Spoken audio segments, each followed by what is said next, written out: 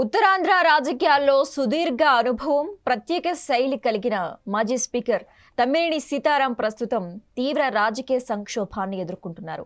3 దశాబ్దాలకు పైగా నియోజకవర్గంలో చక్రం తిప్పిన ఆయన కుటుంబంపై వరుసగా వస్తున్న ఆరోపణలు, కేసులు స్థానిక రాజకీయాల్లో పెను సంచలనంగా మారాయి.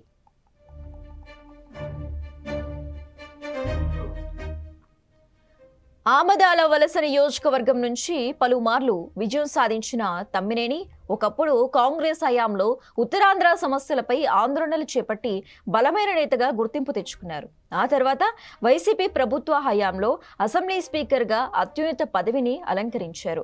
వివాదాలకు కొత్త కాకపోయినా గతంలో ఆయనపై వ్యక్తిగత విమర్శలు, దూషణల వివాదాలు మాత్రమే ఉండేవి.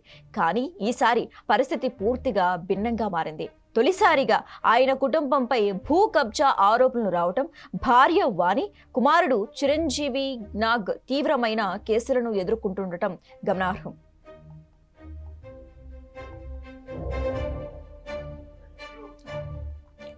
ఈ పరిణామాల నేపథ్యంలో తమ్మినేని కుటుంబం అజ్ఞాతంలోకి వెళ్లటం రాజకీయ వర్గాల్లో హాట్ టాపిక్ గా మారింది. నకిలీ సర్టిఫికేట్ వివాదం, అధికారులను బెదిరించారనే ఆరోపణలు ఒకెత్తైతే, ప్రస్తుతం కుటుంబ సభ్యులపై వస్తున్న భూ అక్రమాల అభియోగాలు ఆయన రాజకీయ ఇమేజ్ ను తీవ్రంగా దెబ్బతీస్తున్నాయి.